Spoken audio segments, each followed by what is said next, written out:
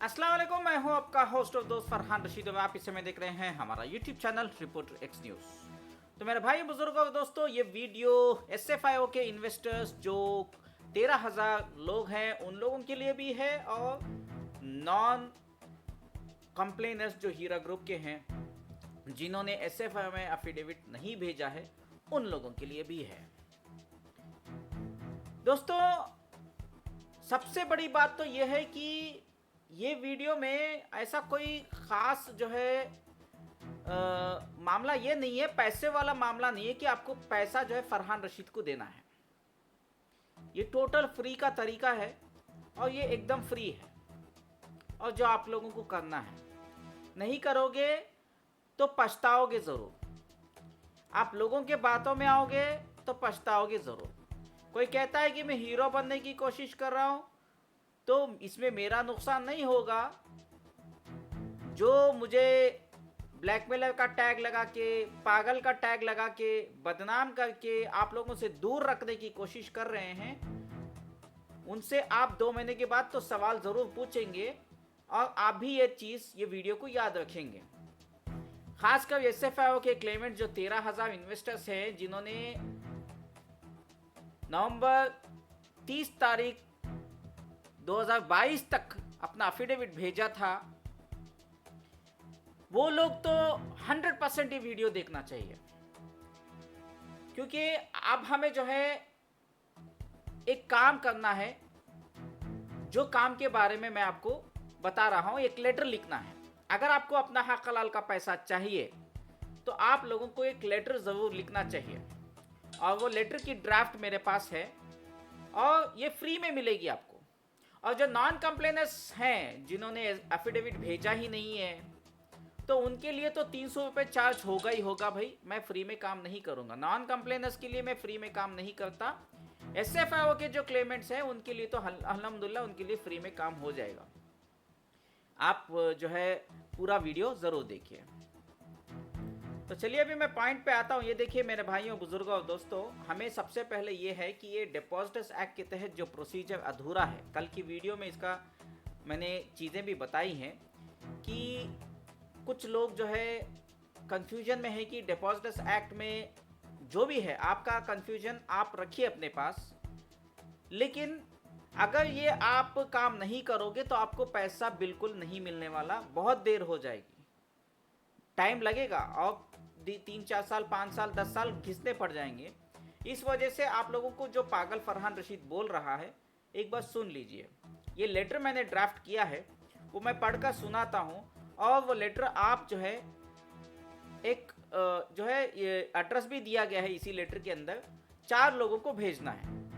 ठीक है, वो लेटर क्या है पहले जान लीजिए। ये बहुत ज़रूरी है लेटर भेजना, नहीं तो आप लोगों को पैसे आने में देरी हो सकती है। तो हम ये लेटर जो है मुंबई की जो ईओडब्ल्यू है उनको लिख रहे हैं और सब्जेक्ट है request for immediate action under section 7 of Maharashtra protection of interest of depositors MPID act and relevant provisions of banning of unregulated deposit schemes act BUDS. ठीक है, और एक हम लोग जो है तेलंगाना भी लेटर भेज रहे हैं, दोनों को भेजना ज़रूरी है, ये याद रखिए। To the special officer, competent authority under Telangana Protection of Depositors Act TPID, Hyderabad, Telangana. Request for immediate action under Section 7 of Telangana Protection of Depositors Act TPID and relevant provisions of banning of unregulated deposit schemes Act BUTS. ठीक है, यहाँ पे हम EOW Mumbai को भी लिख रहे हैं और तेलंगाना की जो CCS है, कॉम्पिटेंट अथॉरिटी, उन लोगों को भी लिख रहे हैं। ठीक है, रेस्पेक्टेड सर मैडम, लेटर में क्या लिखा है वो मैं आपको पढ़कर सुनाता हूँ। We the undersigned victims of Heera group of companies collectively invested 5,978 crores as per enforcement directorate report. ED की रिपोर्ट है कि 5,978 crores हीरा ग्रुप में इन्वेस्टरों ने इन्वेस्ट किया है, चाहे वो एसएफआई के लोग हो या नॉन कंप्लेनर्स जो हीरा ग्रुप के हैं उन्होंने। ये ईडी की रिपोर्ट कहती है। ठीक है, despite the magnitude of the fraud and the attachment of assets we remain deprived of justice and repayment. ये इतना बड़ा स्कैम होने के बावजूद, ईडी की रिपोर्ट रहने के बावजूद हम लोगों को अभी तक इंसाफ नहीं मिला है.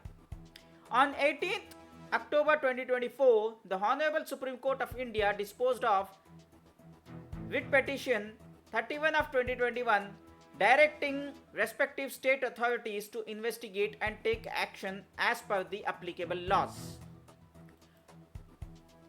18 अक्टूबर 2024 को सुप्रीम कोर्ट ने केस जो WP/2020 था, जो नौहरा शेख ने आर्टिकल 32 के तहत केस किया था सुप्रीम कोर्ट में, वो केस अभी डिस्पोज्ड ऑफ हो गया है, वो केस खलास हो गया है. और उसमें कोर्ट का ऑर्डर ये है कि जो भी इन्वेस्टिगेशन आगे होगी, कार्रवाई, वो एज पर एप्लीकेबल लॉ के हिसाब से जो नीचे के स्टेट के अथॉरिटीज हैं वो लोग करेंगे. अब वो स्टेट के अथॉरिटीज कौन होते हैं? वो है तेलंगाना और महाराष्ट्र के MPAD एक्ट, TPID एक्ट.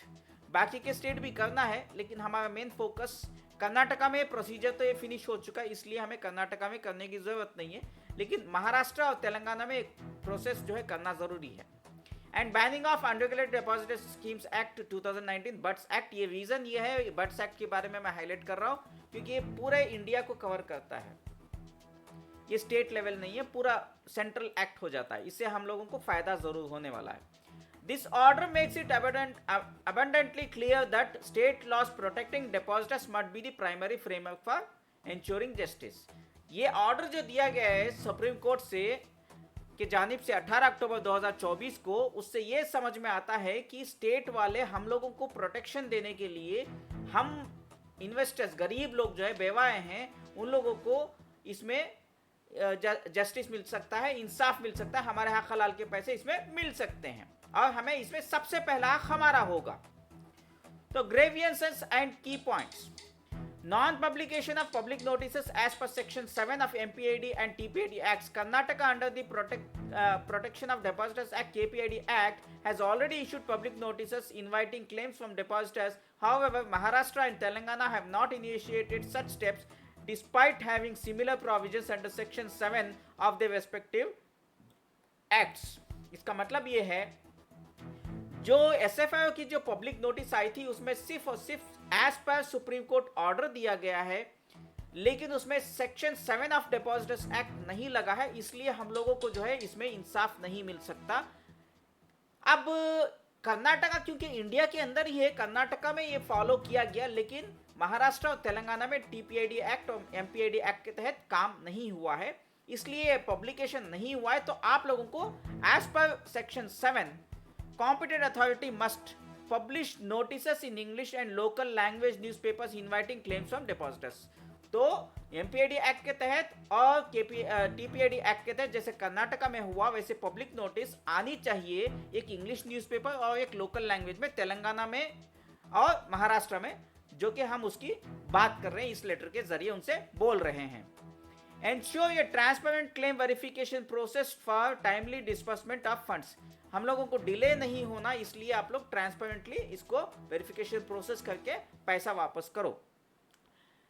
दूसरा पॉइंट, हम अथॉरिटी को ये बोल रहे हैं, misuse of legal loopholes by Nowhera Shaikh. Nowhera Shaikh जो है, जो भी लीगल लूपहोल्स हैं, जो इसके अंदर जो सुराखे होते हैं, ये कानून के जो चीजें होती हैं, उसको वो कोर्ट खेल रही है.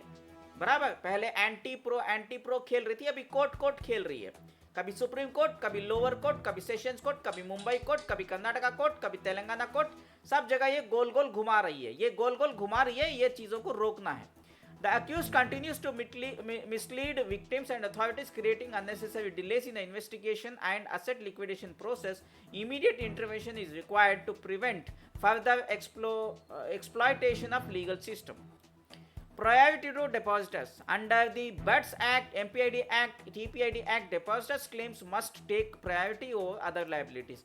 यानी कि नौहरा शेख को अगर इनकम टैक्स को पैसा देना है या कुछ और भी देना है, किसी और को पैसा देना है, इंक्लूडिंग आजूज माजूज को पैसा देना है, शिमुगा वालों को, इनको सेकंड प्रायोरिटी दी जाएगी. फर्स्ट प्रायोरिटी जो है हम लोगों को दी जाएगी. अब ये हाल ही में सुप्रीम कोर्ट का ऑर्डर आया, 49 लाख जो है चार्टर्ड अकाउंटेंट को दिया जाएगा, SFIO को. तो ये सब चीजें नहीं होगी, हमारे पैसे से उन लोगों को पैसा नहीं जाएगा.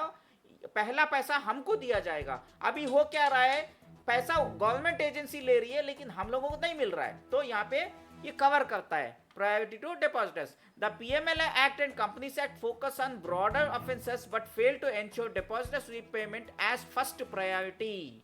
PMLA Act और Companies Act हम लोगों को फर्स्ट प्रायोरिटी नहीं देता, हमको इससे नुकसान होगा।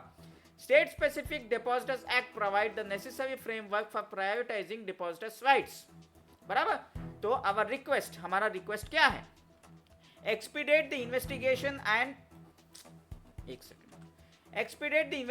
and action, accelerate the case investigation and liquidation of attached properties as per the Supreme Court's directions dated 18 October 2024. Ensure that all actions prioritize depositors' claims under MPAD Act, TPAD Act or BUTS Act. Issue public notice under Section 7 of Depositors Act. Publish public notices in both English and local language newspapers inviting claims for victims, as Karnataka has already done under KPAD Act. Ensure a transparent and time-bound process for claim submission, verification and disbursement. Prevent further delays by the accused. Take strict legal actions to prevent Nauhara Sheikh and her associates from filling frivolous applications that delay justice. Attach additional properties to recover the remaining dues if necessary. अभी इससे conclusion क्या होता है? As victims of massive financial fraud, we urge you to act immediately and follow the provisions of Depositors Act to ensure justice. Delays in issuing public notices and initiating the claims process only exacerbate the suffering of thousands of investors. We trust that your esteemed office will take swift and decisive action to protect depositors' rights as mandated by law and directed by the Honorable Supreme Court. जो supreme court ने कहा है उसके हिसाब से आप काम करो बोल के हम ये लेटर जो है उनसे रिक्वेस्ट कर रहे हैं। ठीक है, यहाँ पे थैंक यू डालेंगे, यहाँ पे आप अपना नाम और सिग्नेचर, ठीक है, यहाँ पे नाम और सिग्नेचर डालेंगे। उसके बाद यहाँ पे सिग्नेचर के साथ मोबाइल नंबर भी डाल दीजिए, वो भी मैं जब आपसे मैं पर्सनली शेयर करूँगा तो ये तमाम चीज़ें मैं आपको दे दूंगा इंशाल्लाह। ठीक है, एक व्हाट्सएप की ग्रुप की लिंक नीचे कमेंट बॉक्स में दी गई है, वो व्हाट्सएप की ग्रुप में आप लोग प्लीज़ जो है ज्वाइन हो जाइए इंशाल्लाह। दो व्हाट्सएप की ग्रुप की लिंक होगी, ये एक नॉन कंप्लेनर्स की ग्रुप की लिंक होगी और दूसरा जो है ये SFIO की वालों की व्हाट्सएप की ग्रुप की लिंक होगी। ये दोनों व्हाट्सएप की ग्रुपों में आप लोग अपने हिसाब से ज्वाइन करिए और SFIO वालों का स्ट्रिक्टली प्रूफ मांगा जाएगा, एटलीस्ट कोई ना कोई एफिडेविट की आपको प्रूफ देना होगा। ठीक है, तभी आप लोगों को SFIO की व्हाट्सएप ग्रुप में ज्वाइन किया जाएगा। और जो नॉन कंप्लेनर्स भाई बहनें हैं वो तो नॉन कंप्लेनर्स हैं, तो आप लोग जुड़ सकते हैं, उसमें कोई शक नहीं, जो भी आएगा उनको अंदर लिया जाएगा। लेकिन SFIO वालों को स्ट्रिक्टली जो SFIO के हैं उन्हीं को उस ग्रुप में ऐड किया जाएगा। ठीक है, तो अब हम किस किस को भेजने वाले हैं ये देखो, below the address which you have to send registered post. ठीक है, अब यहाँ पे EOW एड्रेस ये दिया गया यहाँ पे। फिर हम लोग जो है ये तेलंगाना का है, ये हैदराबाद का एड्रेस है, ये CCS का एड्रेस है। ठीक है, और ये टाइम्स ऑफ इंडिया का न्यूज़पेपर का एड्रेस है, और ये डेक्कन क्रॉनिकल एक्चुअली तेलंगाना में मशहूर न्यूज़पेपर है इंग्लिश का, ये वजह से हम उनको भी भेजेंगे। और ये जो है हम टाइम्स ऑफ इंडिया हैदराबाद को भेज रहे हैं एड्रेस। क्यों आप बोलेंगे कि हम टाइम्स ऑफ इंडिया हैदराबाद को क्यों भेज रहे हैं, उसके पीछे रीज़न ये है कि हम चाहते हैं कि ये न्यूज़पेपर में जो है इश्तिहार आए, जो भी हम लेटर लिख रहे हैं ये कवर हो, ताकि जो है डिपार्टमेंट वाले जो सो रहे हैं, जो ये काम बहुत स्लो कर रहे हैं, वो जागते रहें, उन लोगों को ये पता चले कि हम लोग जो है उनको वॉच कर रहे हैं और हमको जो है कानून अच्छे से पता है। ठीक है, आप बताएंगे फरहान रशीद भाई ऐसा क्यों करना है हमको, ये हमने ऐसा ही तरीका हमने IMA में भी किया है, और IMA में हम लोगों ने अल्हम्दुलिल्लाह अच्छा काम किया है, बराबर। तो हमने अल्हम्दुलिल्लाह IMA में बहुत अच्छा काम किया है और हमें इसमें इंसाफ मिला है, हमें इसमें रिफंड भी मिला है, बहुत सारी चीज़ें हैं। ये वजह से हमने जो है इसमें कामयाब होने के वजह से ये लेटर नहीं लिखते तो आज हम लोगों को IMA के इन्वेस्टरों को इंसाफ नहीं मिलता। अब हीरा ग्रुप में क्या है कि खाली हम लोग जो है व्हाट्सएप में टाइम पास कर रहे हैं, उसके सिवा हम लोग जो है कुछ काम नहीं कर रहे हैं। तो काम करना है तो ये सही तरीका है। और ये मैं खुला खुला बताता हूँ भाई, देखिए एसएफआई के जो लोग हैं, जो एसएफआई में अपना एफिडेविट जमा किए हैं, उन लोगों को तो टोटली फ्री सपोर्ट है। जो नहीं किए उन लोगों के लिए तो 300 रुपए चार्जेस होंगे, वो आप मुझे व्हाट्सएप पे मैसेज करें, तभी आप लोगों की मदद होगी इंशाल्लाह। फिलहाल आप लोगों से इजाजत मांग रहा हूं, दुआ में याद रखें, इस वीडियो को खूब वायरल करें। शुक्रिया, अल्लाह हाफिज।